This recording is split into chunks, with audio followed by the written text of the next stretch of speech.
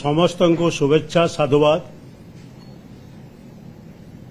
विधिबद्ध भाव आज मो एवं जीवन बाबू जीवन प्रदीप दास विधिबद्ध भाव विजु जनता दल रे सामिल हेलु।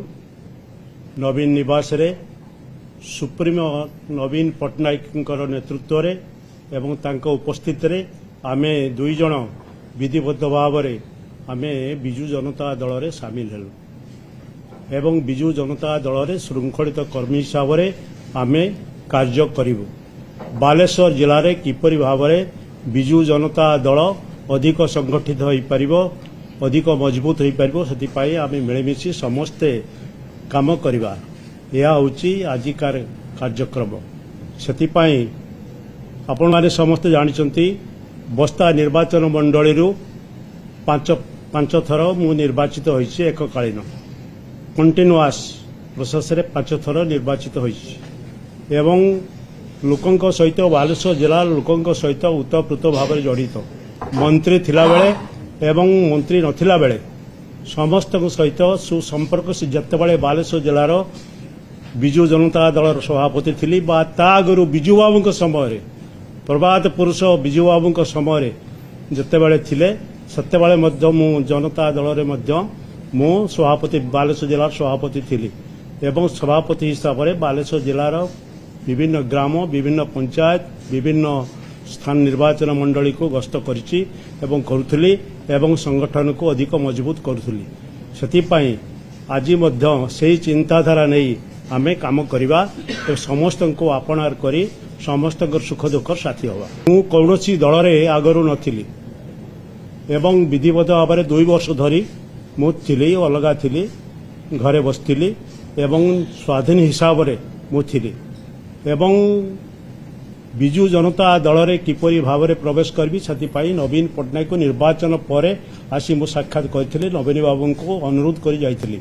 नवीन बाबू आज स्वीकृति देले एवं आज आमको विजु जनता दल रे विशेष मते विजु जनता दल रे आज मिश्रण करेले। दलरू दूरे जाइथिले मध्य 13 वर्ष मु अलगा रहिथिले मध्य लोकंक सहित संपर्क रहितला। लोकंक सहित संपर्क विभिन्न कार्यक्रम रे मु शामिल होउथिली। लोकंक सहित विभिन्न सोशल फंक्शन एवं सामाजिक कार्यक्रम विभिन्न कार्यक्रम रे मु शामिल होउथिली एवं गस्त करुथिली। विभिन्न समस्या नै कि मध्य जिलापाल एसपी सहित एवं विभिन्न ऑफिसर सहित मध्य आलोचना करुथिली, साक्षात करुथिली, काम करुथिली। तेणु सेपरी भाव में किसी असुविधा नथिला।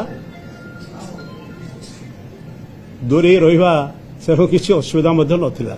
आमर पारिवारिक समस्या नहीं दलरू मु दूरे जाइथिली। तत्परे विधिबद्ध भाव में विजु जनता दल रे जोग दवा पाई मु नवीन बाबू को 2024 निर्वाचन पर सांगे सांगे आसिक साक्षात करथिले। नवीन बाबू को अनुरोध करथिले। से कहितले हो रघु बाबू ए विषय चिंता करबा, ए विषय निष्पत्ति नवा। आज से निष्पत्ति नेले। निष्पत्ति नहीं सारा पर मत जनइले एवं विधिवत भाव में आज विजु जनता दल रे मिसिले। किए चक्रांत करथिला किए चक्रांत करिनथिला से जानिछि। जे चक्रांत करथिला से जानिछि, जे चक्रांत न करथिला से जानिछि।